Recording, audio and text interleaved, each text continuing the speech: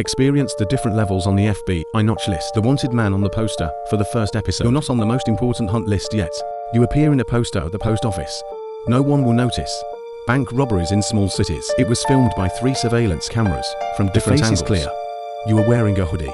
But I forgot the shooting angle over there at the teller's desk. Purely a novice mistake. The FBI took over the case.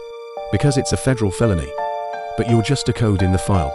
An agent has been temporarily assigned to talk to your tower. I'm also pressing another 40 buttons at the same time. He will check the database, compare your photos with a facial recognition system, send a few emails to police stations around the world. He will move on to more urgent tasks before anyone actually starts searching for you in earnest. You can probably buy a window of about 3 weeks. Most bank robbers are arrested. It's all because I can't keep my mouth shut. Said to girlfriend, wine and meet friends, or at a bar. I met a seemingly reliable stranger. You choose to keep your mouth shut. You don't splurge dirty money in high-profile places. You don't suddenly buy a new car. I don't go on vacation to Las Vegas. The invoice was hidden in a rented storage room, and you're still doing your old job. Pretend it never happened. Half a year passed in a flash. Your case is getting cold. The detective has an update on hand. There are robberies to worry about. Strictly speaking, you are still on the wanted list. But no one is actively tracking you down. There is a difference between the two. If you are smart enough, you can live like this for years. Some people do. Episode 2, Regional Threats. You robbed 3 banks in a row. In different towns, in the same week. The techniques are similar. Now the crime has formed a fixed routine. The routine will attract attention. The FBI for this. A task force was formed. It's not that big. Only 4 detectives, but they focus all their energy on you. They gave you a code name in their internal report. The Hooded Mountain Thief. Because no one has found your real name yet. The local news started covering it. Your photo was posted on social networks. There was a flood of clues. Most of them are worthless. People claim to have seen you everywhere. You were in Ohio at the same time, Florida and Montana. According to those tones, affirmative eyewitness accounts. Task force filters information from massive noise, trying to find the real clue. He made his first fatal mistake. You're near a hands-on bank. Used a mobile phone just to check out Google Maps. That in itself is not illegal. However, your phone connected to a nearby cell tower. The FBI doesn't have your number yet, but they hold the area during your staging period. All cell phone communication data total up to 3,000 mobile phones. They will narrow down the investigation step by step. Every time you step on a new location, the shortlist will be shortened a bit. You don't even know it. You consider yourself criminally cautious. You keep changing targets. A slight change in appearance. Never enter the same area twice in a row. But those invisible and intangible digital traces in a database you can't access. More and more. The snare is slowly tightening, and when you do, he's already closed. Level 3 federal highest priority case. The crime has escalated to the level of violent crime. A robbery went awry. A security guard pulls out a weapon. You drew your gun first. He got away with it. But now you're no longer just a thief. You've become a felon in attempted murder. Everything changes completely. The size of the case team suddenly tripled. In your case, added a full-time intelligence analyst. His only job is to piece together your behavioral characteristics. The analyst will carefully study where you start, when to start, how long is the interval between crimes. What you think is irregular, but it's not. Geographical trajectory of action. Humans are inherently bad at creating true randomness. We leave patterns unintended. Analysts see these patterns at a glance. Your face is on the billboard. Crime hotline. Organization offers $25,000 reward. Photo is now on the FBI website. Although it has not yet been squeezed into the most wanted list in the rankings. The media has given you an even bluffier nickname. Sounds a little dangerous. Every news off-season, the TV station will dig up your story and you will become flesh and blood in the public mind. You are no longer just a poster face. It became a legend with a plot. A menace that haunts their community. It can send thousands of clues flying like snowflakes. One of them is from your ex-girlfriend. He recognized your hands from the surveillance footage. He didn't realize it was you at first, but then he saw the way you were holding the gun. Way of standing. There was a thump in my head. FBI arrived at his door a few hours later. Episode 4. Mass Hunt officially launches. They have now mastered your real name. They found out where you grew up. Where did you go to school? Who are your relatives? The detectives interviewed your parents separately. Your brothers and sisters, your former colleague, everyone you know in your life will be interviewed at the door. Some people are willing to cooperate. Some people refuse to cooperate. Your mother cried and said, he has no idea where you are. It's true. Your brother shut the door without saying a word. FBI freeze all bank accounts in your name. They monitor your email, your social media account, and every digital trace you leave behind. They track down someone you used to date and put them under surveillance. I hope you will take the initiative to contact them. You've always been smart enough. Didn't contact anyone. But alone, it is an invisible cage in itself. You sleep in a motel, pay with cash, register under a pseudonym. These pseudonyms don't stand up to real scrutiny. But fooling a front desk clerk who doesn't care. More than enough. You're hiding in Missouri right now. It could be Arkansas. Anyway, somewhere in the middle of America. Can hide in those. In a town that never questions strangers. You grew a beard. I suffered a lot because of the pressure. The appearance is starting to differ from the wanted photo. It's good for you. But your savings are running out. This means that you must rob another bank soon. The preparations took 2 days. You picked a company, a town without traffic lights, as a target. The town has a population of 800. Bank has 2 employees. The kind of place where the neighbors all know each other. This makes it easy to be noticed, but at the same time the FBI, it is also unlikely to be found in such a remote corner. They concentrate their main power in the big cities. That's what you're betting on. The entire robbery took only 4 minutes. Walk in when the bank opens, with a hood and a pistol.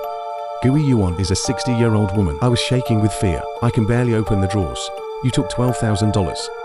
This is not enough money for you to run away forever, but enough to last a while longer, before anyone thinks of calling the police. You're back in your car. When the local sheriff gets your physical description, you're already 3 lines away. But something unexpected happened. The bank just installed one last month. Brand new security system. The facial recognition feature captures your eyes, the way you walk, your unique movement as you walk through the doorway. Surveillance video automatically uploaded to a federated database. Just 17 minutes later, the comparison result pops up. When group immediately locked onto the general area you were in. Not the exact location, but it's close enough. Within a 100-mile radius, they mobilized all available resources. Helicopter barricade, interstate local police forces. The disposable phone you think is safe inside. On a cell tower on the outskirts of town, sent a signal. They triangulate. It figures out the direction you're moving. The search radius is first narrowed to 50 miles. Then it shrinks to 20 miles.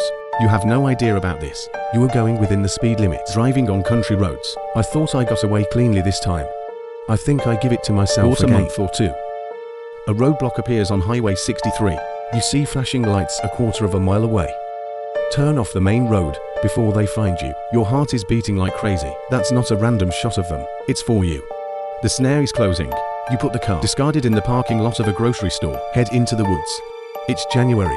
The temperature is around -6 degrees. The jacket you wear is only suitable for autumn. Can't stop the cold of winter at all. You have $12,000 in your backpack. A pistol. Bottle of drinking water. In addition to staying off the road, you have no plans. Possible. The woods are very dense, overgrown with oaks and pines. The ground was frozen hard. At first you go very fast, but then you think, if you don't know where to go, what's the use of going faster? So you slow down. Brainstorm. The next town is 15 miles north. If you grit your teeth and hurry, it should be there before dark. Find a motel to stay at, deciding what to do next. But you're starting to lose sensation in your feet. Episode 5. Fugitive. You survived 3 days in these woods. The temperature dropped to -10 degrees at night. Make a fire to keep warm. But every time it doesn't dawn, it's completely extinguished. The rising smoke will reveal your hiding place. You quantify. I spent those energy bars I bought at the gas station. Only eat half a root a day. That bottle of water has long since frozen. You covered the blood in your palm and drank it, knowing that this will raise your core body temperature. Further decline, but you have no choice. The third night, you see a distant light through the trees. A lonely farmhouse. There was a car parked in the driveway. You held your breath for an hour. Nothing happened, except for a light in the kitchen. The whole house is lifeless. You need warmth, need food. You have to do it before the room temperature shock kills you. Get rid of this biting cold. You went in through the basement window. There's no one there, not abandoned, but the owner is not at home. Maybe he's on vacation. You found canned food in the pantry. Pulled out blankets in the closet. You hid for 2 days. Strictly control every item. Turn off all the lights. Strive to make yourself invisible as air. The next day, a neighbor drove by slowly. It's abnormally slow. He stared at the house. It seems that something is wrong. You flee immediately, back into the woods. Return to the cold. The task force found the pothole where you started the fire. The snow trying to erase. But the footprints that were not completely removed. They caught in police dogs. Bloodhound. These dogs smell your body odor in the air. Followed the scent through the neighborhood 4 miles. You hear them before you see them. The sound of woof from a distance is getting closer. You run as fast as you can through the bushes. The clothes and skin were torn open by thorns. You've crossed a stream. It's useless to expect the current to cut off the odor trail. The police dog makes a slight adjustment. You are exhausted to the limit. Haven't eaten anything all day. Your body is breaking down little by little. The roar of the helicopter came overhead. Thermal imaging device through the gap in the tree captures the heat signature emitted by your body. Ground troops follow instructions. Quickly encircle towards your position. You only have about 10 minutes left. You found a deep hook. Slide down the hook arm. He sprained his ankle while falling. The pain came quickly and violently. Totally unbearable. You can't run anymore. It became extremely difficult to even walk. The police dog arrived first, and then the handler, then the tactical team. They're coming from multiple corners that you can't even see. Locked you firmly with a rifle. Someone yelled out orders, but in the adrenaline, the combination of fear and cold, you can't even hear what he's shouting. You put your hands up. That gun is still pinned to your waist, but you didn't reach out to touch. A trace of reason deep inside tells you, if you touch a gun, it's a dead end. They still unceremoniously throw you to the ground. Your face was slammed into the frozen dirt. Hands tied behind your back with cable ties. The weight of 3 officers is on you at the same time. The sound of the helicopter is shocking at this moment. Leaves and iced tea blown by the wind that rolls up the road splash around. Someone starts reading you a power notice. But in the loud noise and yourself, in the heavy gasps, you can't hear a word. He was officially arrested. You were completely caught. 15 months of desperation. It ended up in a ravine in Missouri. Your face is buried in a putrid odor of soil. Online prison for various charges. It slides through your eyes like a marquee. Pond crab robbery. 14 counts of attempted murder. Attacking others with deadly weapons. Escape arrest. Illegal possession of weapons. Each count carries several years in prison. Add it all up. Decades in prison. Your commune defender is only 26 years old. He's working on 70 cases at the same time. Business ability is acceptable. But already overwhelmed by the case. He told you that. The evidence the prosecution has is irrefutable. Surveillance video. You are at the crime scene. Leave a DNA sample of sweat or dander and the guns you use. The impeachment was linked to 3 different cases. Track identification results. Federal prosecutors have offered a plea deal.